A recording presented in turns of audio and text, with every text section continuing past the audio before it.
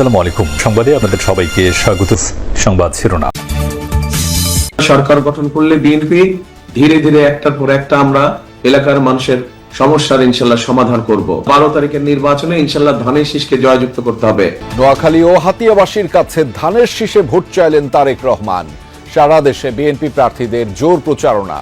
আমার মহাপতিকে অনুরোধ করবো, আপনি নির্ভয়ে ভোট দিতে যাবেন, যাকে খুশি থাকে ভোট দিবেন। দেশের গণতন্ত্রকে শক্তিশালী করার জন্য এইবার আপনারা ধানের শীষের পক্ষে একটি ভোট দেবেন। দক্ষিণ পশ্চিমাঞ্চলের 4 জেলায় জামাতের নির্বাচনী জনসভা। দুর্নীতিমুক্ত দেশ গড়তে দাঁড়িপাল্লায় ভোট চাইলেন আমির। আপনারা কি চান সেই পুরানা বস্তা পচা যে সামাজিক ব্যবস্থা ছিল, যে রাজনীতি ছিল, আপনারা তার পরিবর্তন চান? আমরা এসেছি পরিবর্তনের আওয়াজ দিয়ে। ঢাকা 18 আসনে এনসিপির প্রার্থী আদিবের ওপর হামলার নিন্দা।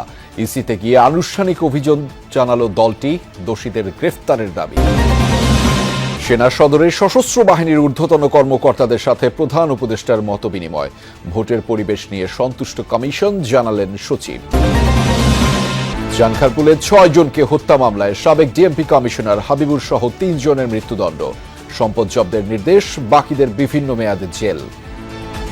তাদেরকে যে সাজা দেওয়া হয়েছে আমরা মনে করি এটা ন্যায়সঙ্গত হয়নি। কম সাজা যেটা দেওয়া হয়েছে সেই অংশটুকুর বিরুদ্ধে প্রসিকিউশনের পক্ষ থেকে আমরা আপিল করব। ভারতে বিশ্বকাপ খেলতে যাওয়া না যাওয়া নিয়ে পাকিস্তানের প্রধানমন্ত্রী শেহবাজ শরীফের সাথে পিসিবির বৈঠক। চূড়ান্ত সিদ্ধান্ত আগামী সপ্তাহে। নতুন করে একটি গোষ্ঠী নির্বাচন বাধাগ্রস্ত করতে ষড়যন্ত্র করছে বলে অভিযোগ করেছেন বিএনপি চেয়ারম্যান তারেক রহমান। তিনি বলেছেন, ভোট দিয়েই ভোটারের দায়িত্ব শেষ নয়, বরং গুণে হিসাব বুঝে নিয়ে ঘরে ফেরার আহ্বান জানিয়েছেন তিনি। নোয়াখালীর দ্বীপ উপজেলা হাতিয়ার নির্বাচনী সমাবেশে ভার্চুয়ালি যোগ দিয়ে তারেক রহমান এসব কথা বলেছেন। ক্ষমতায় গেলে নদী ভাঙন রোধে টেকসই বেড়িবাঁধ নির্মাণ সহ স্থানীয় সমস্যা সমাধানের আশ্বাস দিয়েছেন বিএনপি চেয়ারপারসন। আমাদের জেলা বিএনপির আহ্বায়ক। দেশের দক্ষিণে বঙ্গোপসাগর আর মেঘনার উপকূলে নোয়াখালী 6 সংসদীয় আসন হাতিয়া, যেখানে বিগত দিনে বেশ কয়েকবারই গিয়েছিলেন সাবেক প্রধানমন্ত্রী বেগম খালেদা জিয়া। তার হাত ধরেই হাতিয়া পৌরসভারও যাত্রা। বিএনপির প্রতিষ্ঠাতা জিয়াউর রহমানের মন্ত্রিসভায়ও ঠাঁই হয়েছিল এই দূরদ্বীপের এক সদস্যের। নদী ভাঙার কারণে জনগণ সর্বশান্ত হয়ে গিয়েছে। এবার হাতিয়াতে নির্বাচনী সমাবেশে বক্তব্য রাখলেন বিএনপি চেয়ারম্যান তারেক রহমান। ধানের শীষের পক্ষে হাতিয়া দ্বীপ সরকারি কলেজ মাঠের এই সমাবেশে যোগ দিতে সকাল থেকেই দূর দূরান্ত থেকে ছুটে আসে প্রান্তিক নারী, পুরুষ, কৃষিজীবী, মৎস্যজীবী থেকে বিভিন্ন পেশাজীবীরা। ছিলেন হাতিয়ার মূল ভূখণ্ড থেকে চরের অধিবাসীরাও। নির্বাচনের পরে ইনশাল্লাহ আমি এই নিঝুম দ্বীপে, এই হাতিয়া উপজেলায় আসব। ভার্চুয়াল বক্তব্যে তারেক রহমান বলেন, দ্বীপের মানুষের নিত্যদিনের চিকিৎসা সংকট, কৃষকদের সমস্যা কিংবা তরুণদের কর্মসংস্থান ঘিরে বিএনপির পরিকল্পনার কথা। তারেক রহমান বলেন, হাতিয়া উপজেলার দুস্থ খেটে খাওয়া মানুষের পাশে দাঁড়াতে চায় বিএনপি। সাধারণ মানুষের চিকিৎসার খুব কষ্ট। হাসপাতাল বলেন, যেই হাসপাতালটি আছে এখানে, এই হাসপাতালটিকে আমাদের বৃদ্ধি করতে হবে।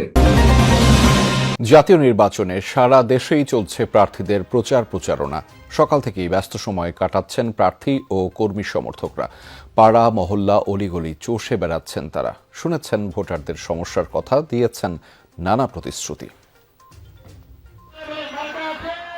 প্রচারণার পঞ্চম দিনে আরও সরব নির্বাচনী এলাকাগুলো। প্রতিশ্রুতি নয়, জনগণের প্রত্যাশা পূরণের অঙ্গীকার করছেন প্রার্থীরা। ঠাকুরগাঁও 1 আসনের বেগুনবাড়ি, পাইকপাড়া ও পূর্ব বেগুনবাড়ি এলাকায় নির্বাচনী পথসভায় যোগ দেন বিএনপি মহাসচিব। বলেন, এবার প্রতিযোগিতা নৌকা আর ধানের শীষের মধ্যে না, তাই এবারের নির্বাচন একটু ভিন্ন।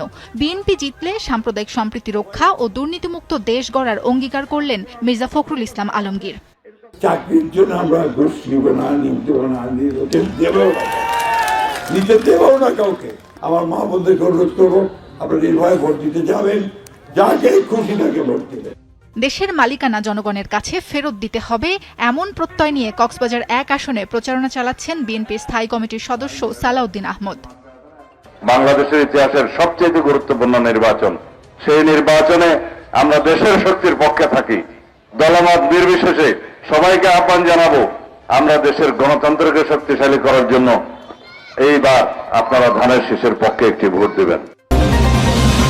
ক্ষমতায় গেলে ভাতা দিয়ে বেকারত্বের মহাসমুদ্র তৈরি না করে তরুণ তরুণীদের কর্মক্ষম করে তোলার প্রতিশ্রুতি দিয়েছেন জামায়াত আমির ডাক্তার শফিকুর রহমান। দেশের প্রতিটি সেক্টরে উন্নয়নের বিপ্লব ঘটবে জানিয়ে বলেছেন, চাঁদাবাজি দুর্নীতি দেশ থেকে চিরতরে বন্ধ করা হবে।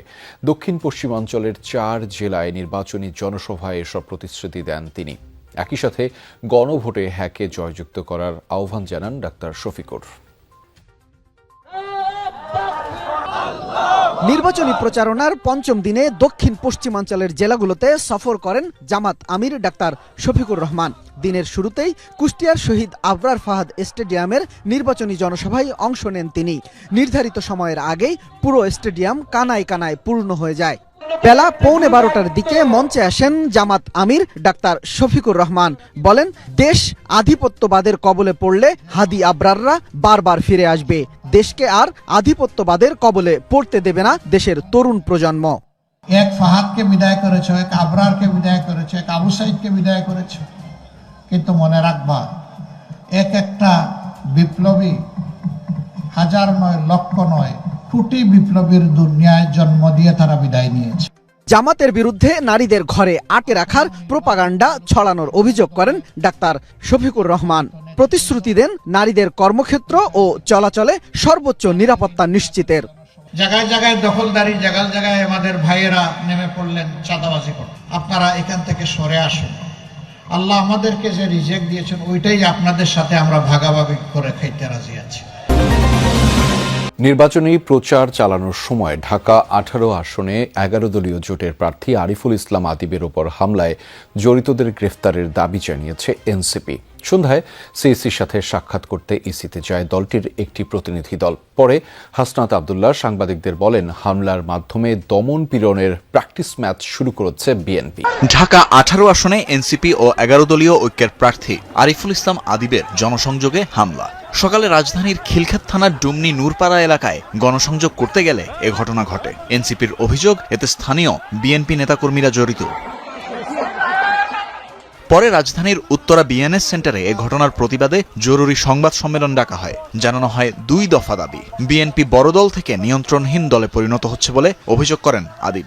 বিএনপিকে অতি দ্রুত তার সাংগঠনিক পদ থেকে অব্যাহতি দিতে হবে।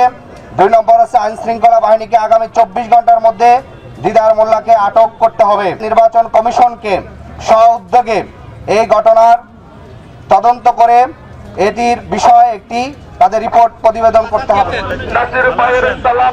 এদিকে সকালে ঢাকা মেডিকেলের সামনে নির্বাচনী গণসংযোগ শুরু করেন ঢাকা 8 আসনের 11 দলীয় জোটের প্রার্থী নাসিরউদ্দিন পাটোয়ারি। আদিবের উপর হামলার নিন্দা জানান তিনি। হামলার তীব্র নিন্দা জানাই।